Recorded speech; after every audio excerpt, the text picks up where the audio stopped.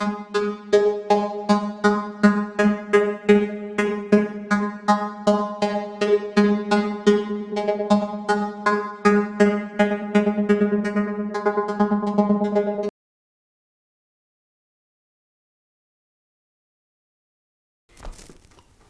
bienvenue sur Cocotte TV pour une nouvelle vidéo de présentation. Aujourd'hui, on reste dans le refroidissement avec de l'air cooling et le tout nouveau CNPS 10X Performa en black de chez Zalman. En black, on le voit, hein, il est entièrement noir.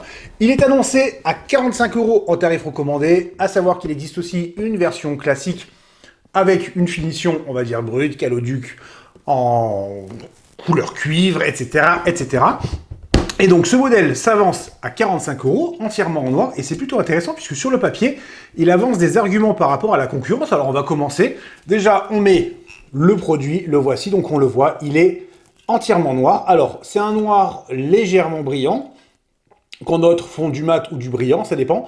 Et donc, la grosse nouveauté par rapport à la concurrence et pour Zalman, c'est ce nouveau ventilateur. Ils l'ont appelé Turbine Blade, on le voit, il est plus grand que 120 mm, c'est un 135 mm très exactement. Et en fait, pourquoi turbine? Tout simplement parce que toutes les pales sont reliées les unes aux autres, alors ça permet normalement de limiter les pertes sur le flux d'air et compagnie. On reviendra dessus lors du test à l'écrit. Ce qu'on peut déjà dire, c'est que la finition est propre, c'est quand même déjà une très bonne chose. En revanche, allez, petit bémol, on va commencer. La griffe est en gris, elle n'est pas en noir, et il en va de même pour, où est-il? Le voilà, pour le kit de fixation qui est en gris. Allez, un deuxième petit bémol, vraiment histoire de râler, la pâte thermique est en sachet, ce n'est pas un tube. Bref, pour 45 €, on a quand même un ventirad en 135-140 mm, c'est pas fréquent, mais surtout, on le voit, la hauteur reste contenue, nous sommes à 155 mm de hauteur seulement, autant dire que normalement ça rentre dans de très nombreux boîtiers. Et comme la base, comme on peut le constater, est excentrée vers l'avant, vers le ventilateur, ça ne viendra pas taper sur le premier slot mémoire, donc normalement une très grande compatibilité, on va y arriver.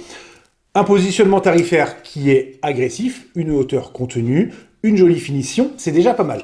Au niveau des nuisances sonores, on va voir ce que ça donne. Alors, comme d'habitude, je vais faire semblant de tout connaître. La vitesse de rotation va donc de 700 à 1500 tours par minute. Pour du 135 mm, ça fait quand même pas mal en vitesse de rotation maximale, donc on verra ce que ça donne sur les performances et sur les nuisances sonores. Et puisqu'on parle de performance, nous sommes à 75,16 CFM en débit d'air. Malheureusement, la pression statique n'est pas communiquée. On fera sans le test très prochainement. En attendant, vous êtes à tous une excellente fin de journée.